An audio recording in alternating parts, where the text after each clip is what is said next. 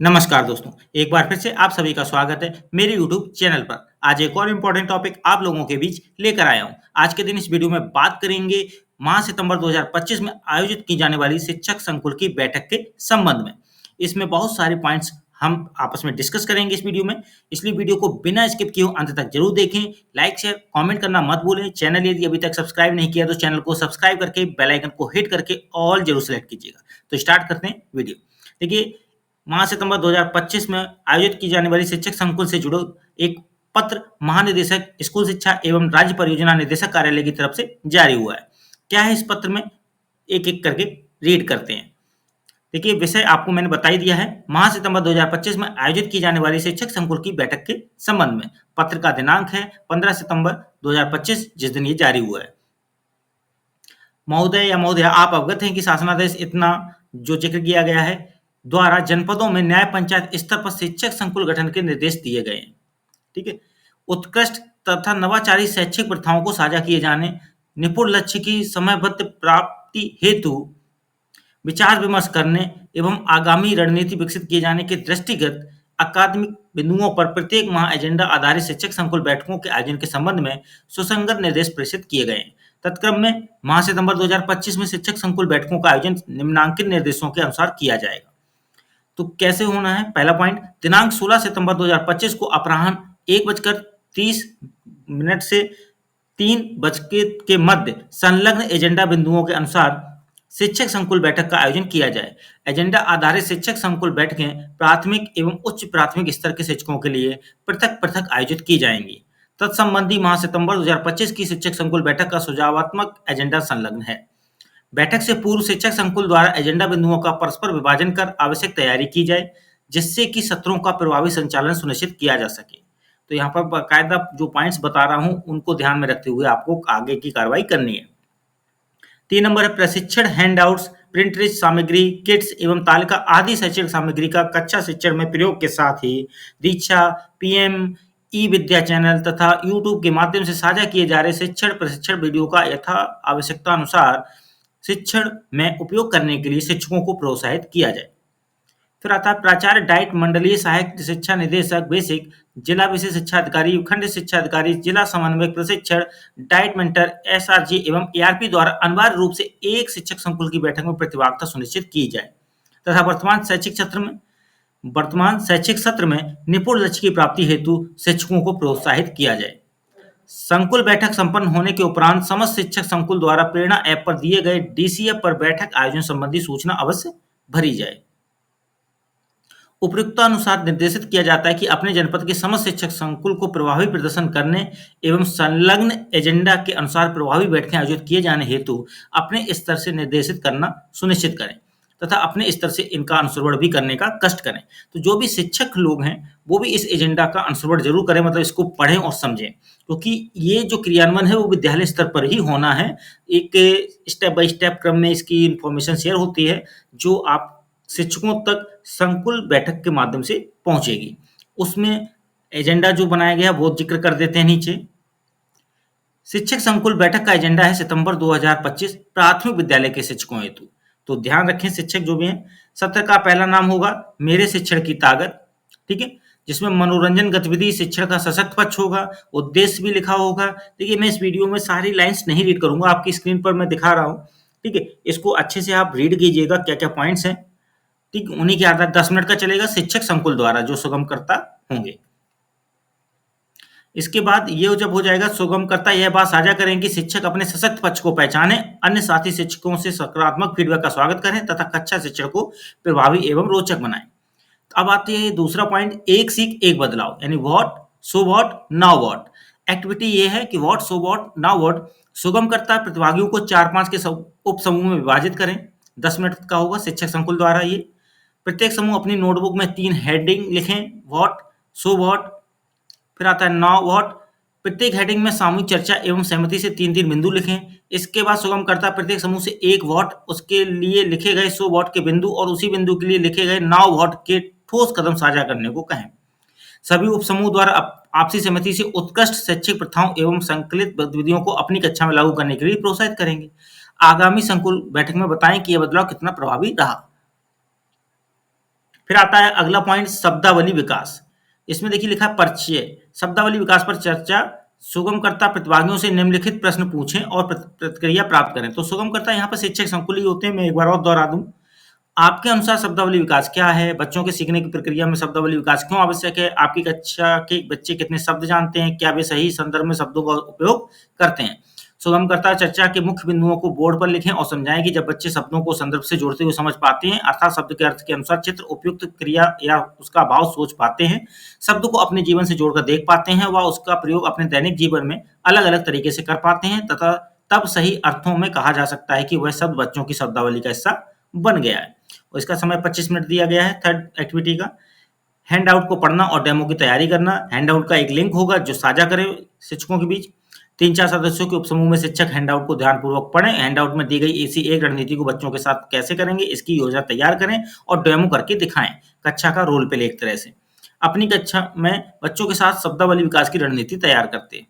समय किन किन बातों का ध्यान रखना है, इस अपनी नोटबुक में लिखें।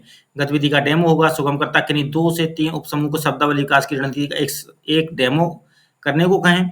डेमो के दौरान अन्य सभी शिक्षक बच्चे की भूमिका में रहेंगे। सत्र समेकन। अंत में सुगमकर्ता अपनी सभी समूहों के डेमो और प्रस्तुतिकरण की सराहना करते हुए प्रस्तुत की गई रणनीतियों को कक्षा-कक्षा में लागू करने के लिए प्रोत्साहित करेंगे। साथ ही आगामी माह की बैठक में से पूर्व हैंडआउट में दी गई शब्दावली विकास की रणनीतियों को कक्षा में प्रयोग करने का आग्रह करेंगे, ताकि आगामी बैठक में उन अनुभवों पर चर्चा की जा सके। देखिए, फोर्थ पॉइंट है स्थानीय मान की अवधारणा में उपयोग होने वाले टीएलएम और उनका क्रम। परिचय में स्थानीय मान की अवधारणा में उपयोग होने वाले टीएलएम और उनका क्रम। सुगमकर्ता प्रतिभागियों से निम्नलिखित प्रश्न पूछें और प्रतिक्रिया प्राप्त करें। स्थानीय मान के शिक्षण में टीएलएम किस प्रकार सहायक हो सकते हैं? स्थानीय मान के शिक्षण के लिए किन किन टीएलएम का उपयोग किया जा सकता है? क्या स्थानीय मान के शिक्षण हेतु उपयोग किए जाने वाले टीएलएम किसी भी क्रम में प्रयोग किए जा सकते हैं, या उन्हें किसी विशेष क्रम में प्रयोग करना अधिक प्रभावी होता है? 30 मिनट का सत्र होगा, शिक्षक संकुल द्वारा होगा। सुगमकर्ता होंगे जो सुगमकर्ता सभी शिक्षकों से प्राप्त फीडबैक का सम्मान करें। फिर यह चर्चा करें कि बच्चों में संख्या ज्ञान की समझ विकसित करने में टीएलएम ठोस अनुभव प्रदान करते हैं, जिससे स्थानीय मान की अवधारणा स्पष्ट होती है। इसके लिए स्थानीय मान कार्ड, संख्या चार्ट, तीली बंडल, संख्या कार्ड और डीन्स बॉक्स जैसे टीएलएम उपयोगी होते हैं। हैंडआउट को पढ़ना और डेमो के लिंक दे देंगे, जहां सभी सुगमकर्ता 4-4 के समूह में विभाजित करें और उन्हें हैंडआउट को ध्यानपूर्वक पढ़ने को कहें। हैंडआउट के माध्यम से हम समझेंगे कि स्थानीय मान के शिक्षण में कौन-कौन से टीएलएम उपयोग किए जा सकते हैं और उनका उपयुक्त क्रम क्या हो सकता है। हैंडआउट पढ़ने के बाद तीली बंडल और एरो कार्ड पर डेमो की तैयारी भी करेंगे। प्रस्तुतिकरण देंगे 15 मिनट का। सुगमकर्ता किन्हीं 2 से 3 उपसमूह को एक-एक करके डेमो करने को कहेंगे। इस दौरान अन्य प्रतिभागी बच्चे की भूमिका में होंगे। सुगमकर्ता सभी के डेमो को ध्यान से सुनें और अंत में डेमो कर रहे समूह को अपनी प्रतिक्रिया और सुझाव या प्रोत्साहन दें। सत्र समेकन होगा। अंत में सुगमकर्ता स्थानीय मान शिक्षण में उपयुक्त टीएलएम के प्रयोग और उनके सही क्रम का पुनः स्मरण कराएं। शिक्षकों को कक्षा में इनके उपयोग हेतु प्रेरित करें और आगामी चर्चा में अपने अनुभव साझा करने के लिए उत्साहित करें। 5वां है विभागीय सूचना सत्र। राज्य परियोजना कार्यालय द्वारा विभिन्न शैक्षणिक सामग्री यथा शिक्षक संदर्शिका, शिक्षक डायरी तथा सभी शिक्षकों एवं शिक्षक मित्रों को उपयोगार्थ उपलब्ध कराई गई है। तो क्या उक्त सामग्री आपको प्राप्त हो गई है? इसमें प्रश्न होगा, क्या समग्र शिक्षा के अंतर्गत CIIL के माध्यम से प्रत्येक प्राथमिक विद्यालय के लिए 29 तथा उच्च प्राथमिक विद्यालय के लिए 58 तथा एनबीटी के माध्यम से प्राथमिक विद्यालय के लिए 96 और उच्च प्राथमिक विद्यालय के लिए 180 लाइब्रेरी बुक्स उपलब्ध कराई गई है? क्या उक्त लाइब्रेरी बुक्स आपके विद्यालय में प्राप्त हो गई हैं? जानकारी साझा होगी। 5 मिनट का सत्र होगा शिक्षकों द्वारा। पीएम श्री के अंतर्गत एनबीटी के माध्यम से प्राथमिक विद्यालय में 110 एवं उच्च प्राथमिक विद्यालय में 244 लाइब्रेरी बुक्स उपलब्ध कराई गई हैं। क्या उक्त लाइब्रेरी बुक्स आपके विद्यालय में प्राप्त हो गई? क्या एफएलएन प्रसारित प्रशिक्षण से संबंधित आनुषंगिक व्यय संबंधी धनराशि आपको प्राप्त हो चुकी है? राज्य परियोजना कार्यालय से गुणवत्ता शिक्षा के अंतर्गत निम्नलिखित मद में धनराशि संबंधी लिमिट जारी की गई है। Sports grant, TLM, eco club pro, mission life. उक्त धनराशि का राज्य परियोजना कार्यालय के निर्देशानुसार प्राथमिकता पर व्यय सुनिश्चित करते हुए गतिविधियों का क्रियान्वयन सुनिश्चित करें। उपयुक्त के संबंध में किसी भी विसंगति के संबंध में तत्काल अपने खंड शिक्षा अधिकारी को अवगत कराएं अथवा वित्तीय समीक्षा केंद्र पर कॉल कर भी सकते हैं। 6वां पॉइंट है विभागीय प्राथमिकता एवं प्रशंसा पत्र सत्र। शिक्षा मंत्रालय भारत सरकार द्वारा प्रदत्त निर्देश के क्रम में एक पेड़ मां के नाम 2.0 अभियान के अंतर्गत 5 जून से अद्यतन पौधारोपण का विवरण पोर्टल पर अपलोड करना सुनिश्चित करें। पोर्टल पर अपलोड की गई नवीनतम समय सारणी का अध्ययन करें और सुनिश्चित करें कि कक्षा शिक्षण एवं अन्य गतिविधियां उसी के अनुसार संचालित हों।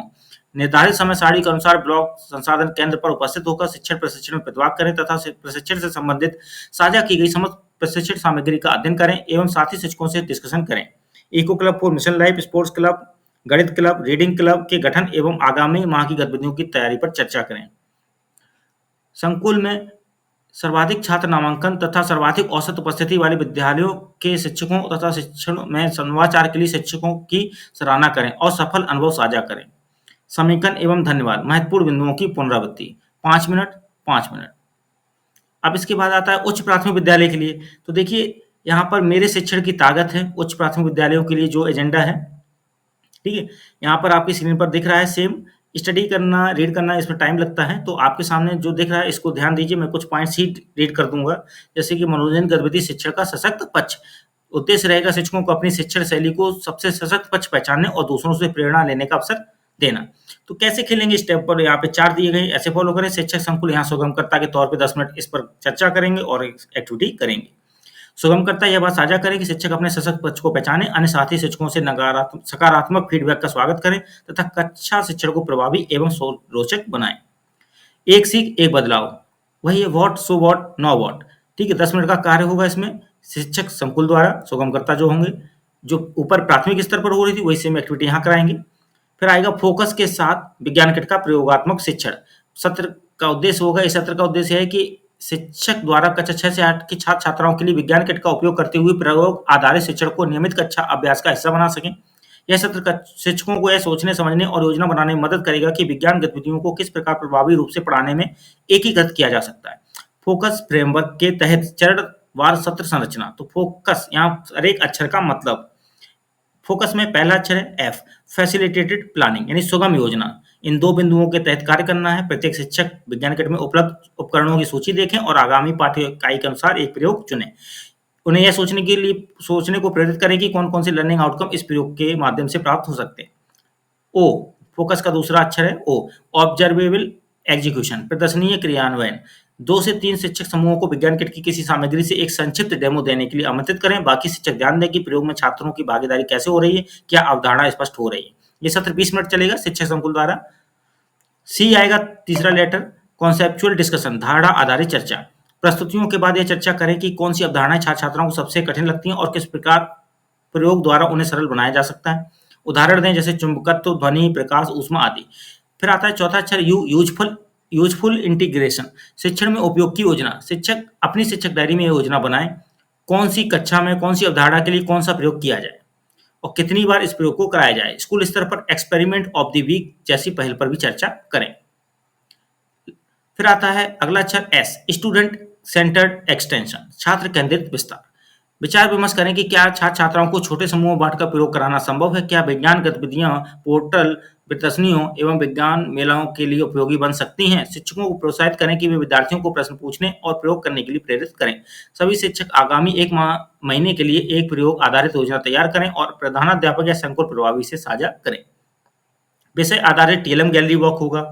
ये जो चल रहा है एजेंडा, ये यूपीएस यानी उच्च प्राथमिक स्तर के लिए है। शिक्षकों द्वारा बनाए गए टीएलएम का आदान प्रदान, समीक्षा और विषय आधारित चर्चा गतिविधि होगी। विज्ञान, सामाजिक विज्ञान, गणित से संबंधित टीएलएम का प्रदर्शन करें। शिक्षकों को समूह में बांटें और गैलरी वॉक के दौरान चर्चा करें कि किस टीएलएम को क्यों उपयोगी माना जा सकता है। प्रत्येक समूह अपने देखे गए टीएलएम पर सुझाव दें। 15 मिनट का समय होगा शिक्षक संकुल द्वारा।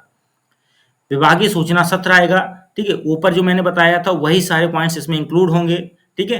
15 मिनट का सत्र शिक्षकों द्वारा। फिर अगला आता है विभागीय प्राथमिकता एवं प्रशंसा सत्र। ऊपर जो था सेम प्राथमिक विद्यालयों के लिए वही सेम रहेगा यहाँ पर भी 15 मिनट के लिए, ठीक है। समीकरण एवं धन्यवाद, महत्वपूर्ण बिंदुओं की पुनरावृत्ति। जो भी महत्वपूर्ण बिंदु रहे इस शिक्षक संकुल की मीटिंग में प्राथमिक स्तर के एजेंडा के या उच्च प्राथमिक स्तर के एजेंडा के आधार पे उन बिंदुओं की एक बार पुनरावृत्ति अंत में होगी। तो इस तरह से ये कार्य होगा शिक्षक संकुल बैठक में। तो इस तरह से शिक्षक संकुल बैठक को पूर्ण रूप से किया जाएगा इन एजेंडा बिंदुओं को शामिल करते हुए। तो वीडियो अच्छा लगा हो लाइक शेयर कमेंट जरूर कीजिएगा। चैनल यदि अभी तक सब्सक्राइब नहीं किया तो चैनल को सब्सक्राइब करके बेल आइकन को हिट करके ऑल जरूर सेलेक्ट कीजिएगा, जिससे आने वाले वीडियोज भी आप तक पहुंच सकें। आज के लिए बस इतना ही, धन्यवाद।